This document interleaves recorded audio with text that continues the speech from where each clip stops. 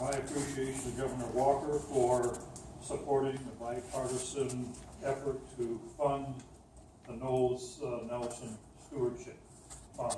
I was on the board of directors for about 20 plus years of a conservation organization, and we use, not entirely, but often we use Knowles Stewardship funding as leverage on our way to preserving 30,000 plus acres, lakefront, rivers, forest land, preserving them in their natural wild state for the public. Having, that leads me into a concern that I have that the concern for our environment here in Wisconsin seems not to be at the top of governors or the legislature's list these days. It may sound like a digression, but please bear with me.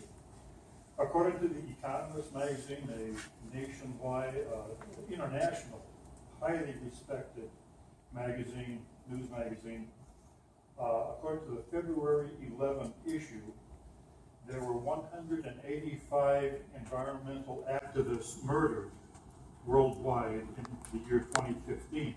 And over half of these murders or assassinations were in Latin America, in countries such as Brazil and Honduras.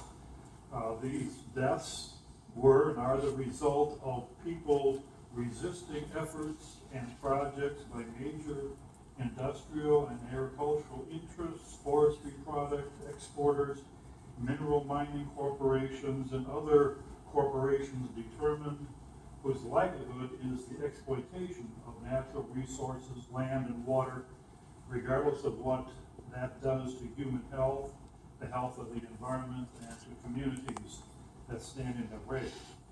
Obviously, there is no evidence of that level of brutality here in Wisconsin, but I am concerned that Governor Walker in the budget continues proposing to eliminate the ability of our Department of Natural Resources to preserve and protect our natural and human environment, such as by removing scientists and other critical staff,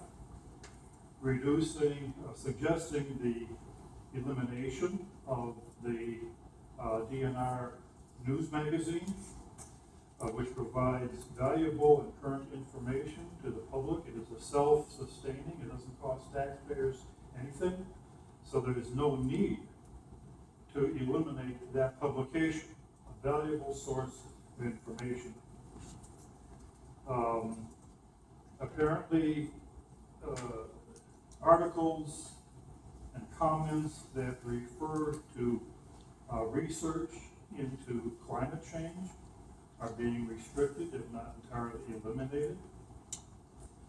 And recently, the suggestion to split the DNR, which I believe would further minimize its contributions to essential protections of our environment and public welfare.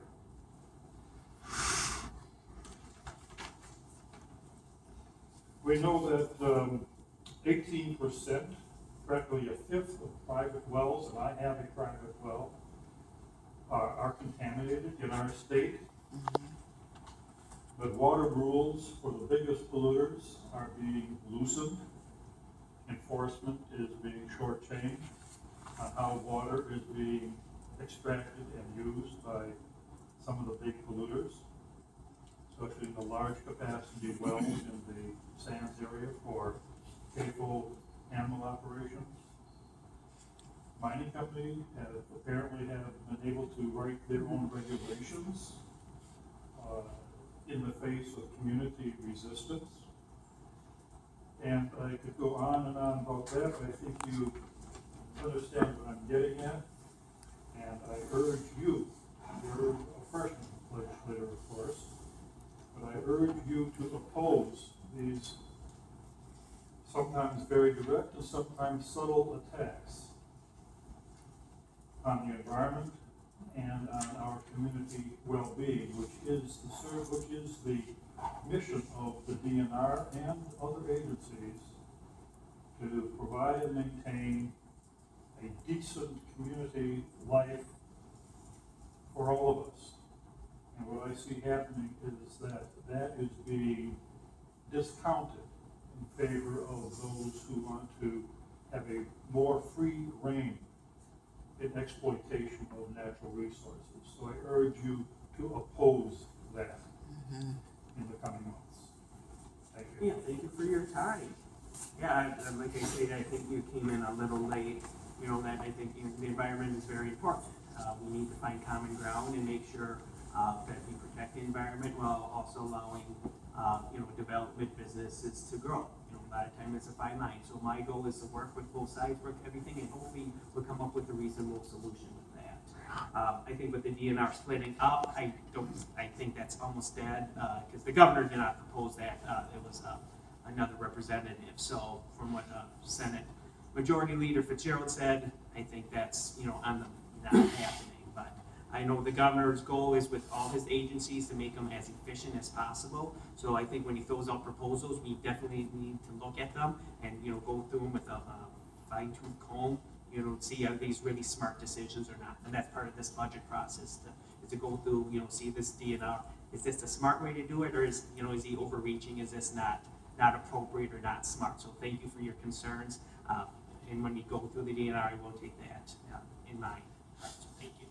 I'm sorry.